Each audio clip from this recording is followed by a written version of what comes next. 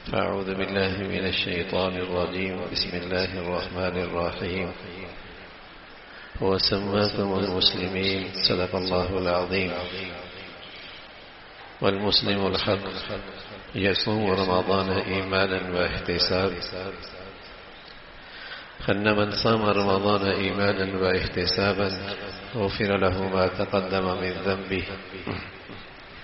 ایک سچے مسلمان کا تذکرہ چل رہا تھا. المؤمن الصادق، المسلم الحق، سچا مسلمان، صحیح ایمان والا. اللہ کے نبی صلی اللہ علیہ وسلم نے بتایا اور سچ بتایا کہ ایک وقت ایسا آئے گا اسلام کا نام رہ جائے گا اور قرآن کے نقوش رہ جائیں گے.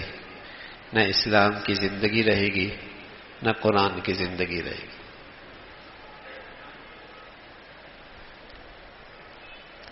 اللہ کے نبی صلی اللہ علیہ وسلم نے جو بتایا وہ سچ بتایا. سیأتی علی الناس زمان، ایک وقت ایسا آئے گا اسلام کا نام رہے گا، اسلام نہیں رہے گا، اسلام کی زندگی نہیں رہے گی. قرآن کے الفاظ نقوش رہ جائیں گے، قرآن مجید کی زندگی کہیں نظر نہیں آئے گی. حضرات صحابہ رضوان اللہ علیہم اجمعین جب کسی سے پوچھتے کہ قرآن کیا ہے تو وہ کسی بھی مسلمان کی طرف اشارہ کر دیتے، قرآن دیکھنا ہے تو اس کو دیکھ لو. یہ چلتا پھرتا اس کی زندگی قرآن ہے. قرآن کی تفسیر اس کی صبح شام رات دن کی زندگی ہے. حضرت عائشہ رضی اللہ تعالی عنہ آپ سے پوچھا گیا حضور علیہ الصلوۃ والسلام کے اخلاق، فرمایا قرآن میرے نبی کے اخلاق. الفاظ میں دیکھنا ہے میرے نبی کے اخلاق تو قرآن میں دیکھ لو، اور قرآن کی اخلاق دیکھنے ہیں تو میرے نبی کی زندگی دیکھ لو.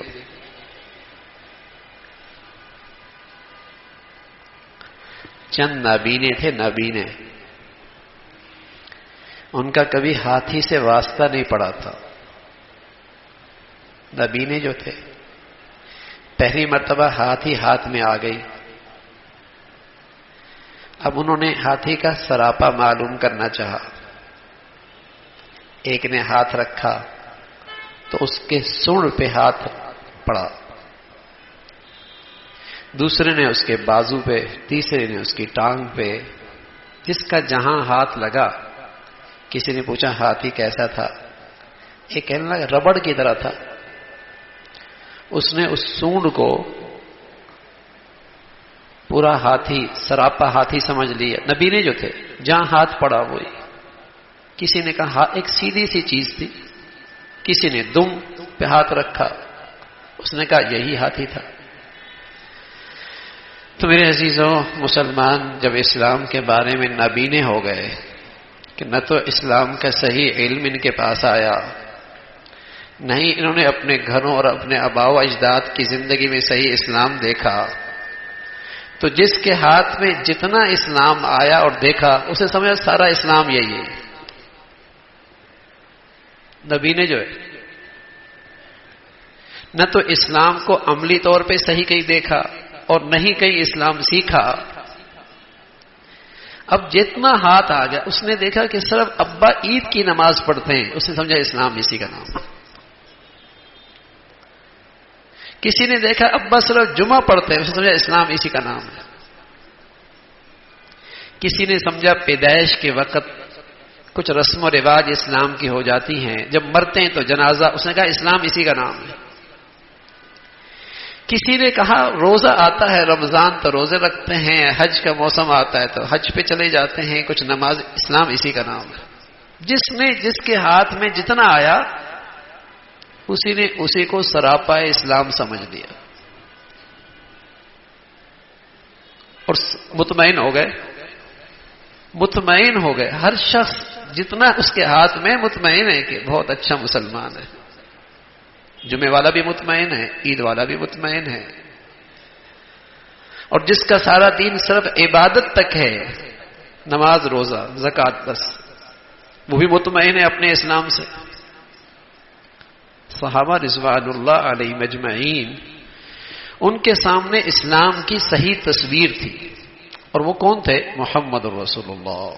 جب آپ کی زندگی ان کے سامنے تھی اور اسلام کے اس سانچے میں اپنے آپ کو جب ڈھالتے تو رویا کرتے تھے اور کہا کرتے تھے نافق حنظلہ، نافق حنظلہ، حنظلہ تو منافق ہو گیا،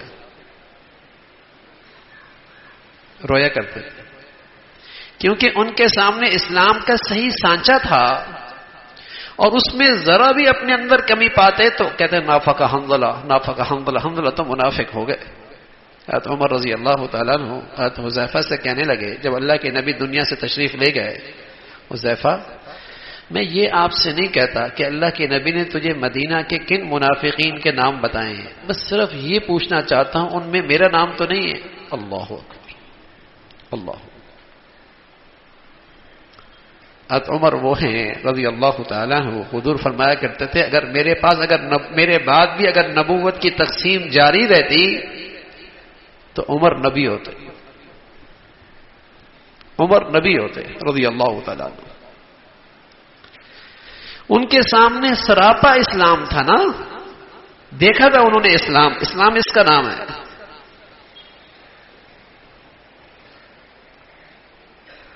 ہمارا معاملہ ان نبینوں کی طرح ہے، ہمارا معاملہ ان نبینوں کی طرح ہے، جتنا دیکھا جتنا سنا مطمئن ہے، یعنی ایک دوپٹے والی بھی مطمئن ہے جس نے ساری زندگی اسلام کا، حیا کا اور پردے کا حکم پہ عمل نہیں کیا۔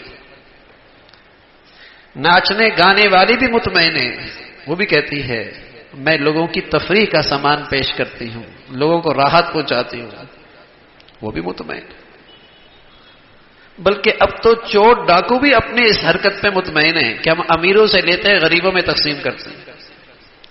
ہر ایک کے پاس ایک فلسفہ ہے اپنے آپ کو مطمئن کرنے کا، ہر ایک کے پاس فلسفہ ہے، اس لیے کہ اللہ کے نبی کی زندگی نہیں ہے سامنے، مطمئن ہے۔ تو حضور علیہ الصلوۃ والسلام نے فرمایا کہ وقت آئے گا کہ اسلام کا نام رہ جائے گا، قرآن کے نقوش رہ جائیں گے، زندگی اسلام کی اور قرآن کی نہیں رہے گی، زندگی نہیں رہے گی۔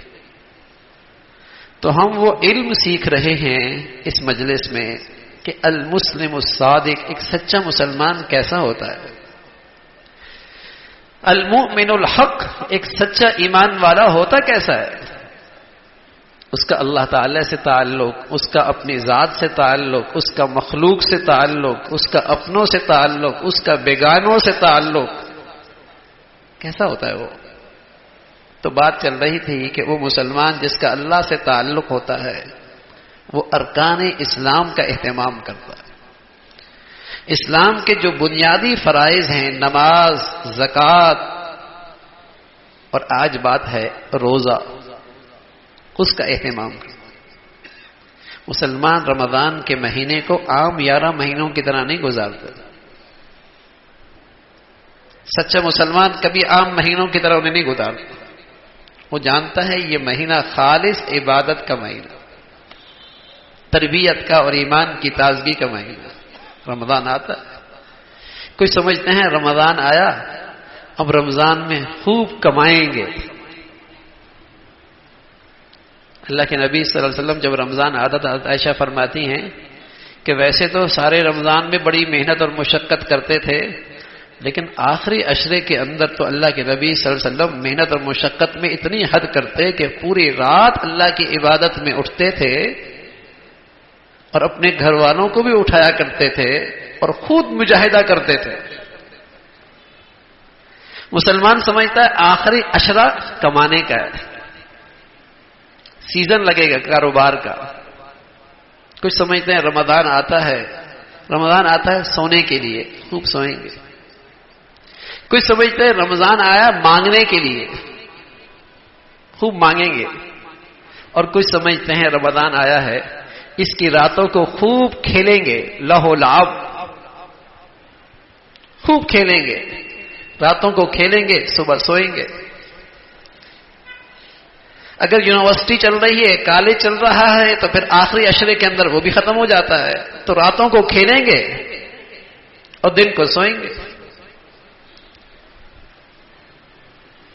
مسلمانوں میں پہلے ایسا کچھ نہیں ہوتا تھا۔ پہلے جو مسلمان سچے ہوتے تھے اپنے اسلام میں، وہ دن کو روزہ رکھتے تھے اور دن میں کثرت سے تلاوت کرتے تھے اور کثرت سے نوافل پڑھا کرتے تھے اور راتوں کو قیام کیا کرتے تھے، دعائیں کیا کرتے تھے، تہجد پڑھتے تھے، تراویح پڑھا کرتے تھے۔ جب مسلمان سچے ہوتے تھے تو ان کے رمضان یوں گزرتے تھے، عبادت کا مہینہ گزرتا تھا، ایک ماحول ہوتا تھا، مردوں میں، عورتوں میں، گھروں میں، مساجد میں رمضان ہے۔ پھر نبی صلی اللہ علیہ وسلم فرمایا کرتے تھے، رمضان آتا ہے ایمان والوں کا اللہ مقابلہ دیکھتے ہیں، ایمان والوں کا اللہ تعالیٰ مقابلہ دیکھتے ہیں، اور فرمایا اللہ کو اپنے نیکیوں کا مقابلہ دکھاؤ نا، ایک دوسرے سے آگے بڑھو۔ تو بزرگوں نے لکھا کہ مسلمان کی عورتوں میں بھی مقابلہ ہوا کرتا تھا، میں نے اتنے سپارے پڑھ لیے، میں نے اتنی تلاوت کر لی، میرے اتنے قرآن الحمدللہ ختم ہو گئے۔ رمضان میں نیکیوں میں مقابلہ، اس لیے کہ آپ علیہ الصلوۃ والسلام نے فرمایا کہ یہ تنافس اور یہ مقابلہ اللہ رمضان میں مسلمانوں میں دیکھتے ہیں اور فرشتوں پہ فخر کرتے ہیں، دیکھو میرے بندے کیسے نیکیوں میں مقابلہ کر رہے ہیں، دیکھو کیسے میرے بندے نیکیوں میں مقابلہ کر رہے ہیں، ایک دوسرے سے سبقت لے کے جا رہے ہیں۔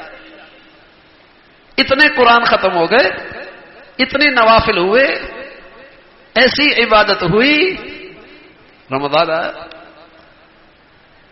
تو حضور علیہ الصلوۃ والسلام خود رمضان میں، عائشہ فرماتی ہے رضی اللہ تعالیٰ عنہا کہ اپنے گھر والوں کو بھی اٹھایا کرتے تھے، اہتمام ہوتا تھا۔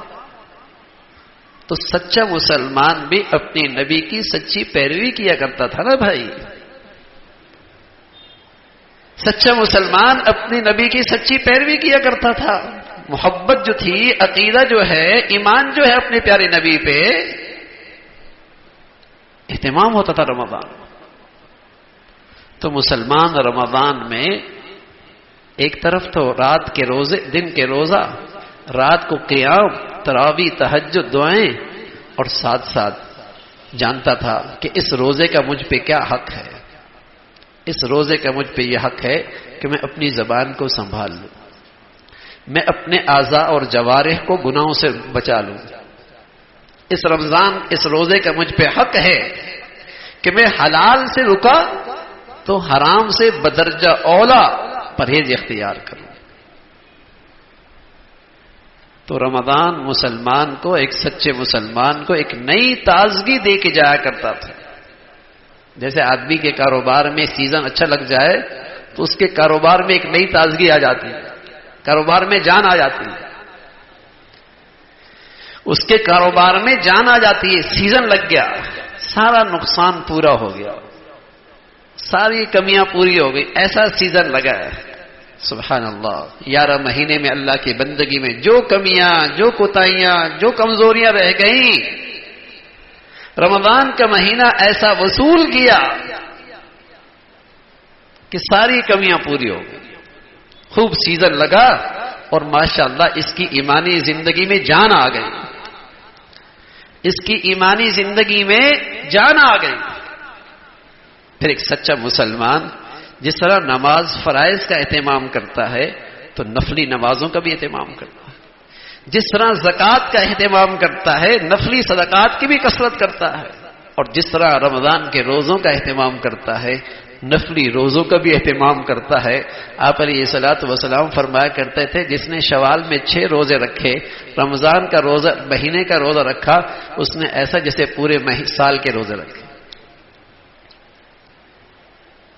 محرم کا روزہ آیا، عرفہ کا روزہ آیا، ہاں، تو ان روزوں کا بھی اہتمام کیا کرتا ہے مسلمان، جو کہ فرائض میں اگر کمی پیشی رہ گئی نفلی نماز سے پوری ہو جائے گی، نفلی صدقات سے پوری ہو جائے گی، نفلی روزوں سے پوری ہو جائے گی۔ تو مسلمان رمضان کے روزوں کا، فرائض کا، ارکان اسلام کا ایسا اہتمام کرتا تھا۔ اللہ تعالی ہم سب کو سچے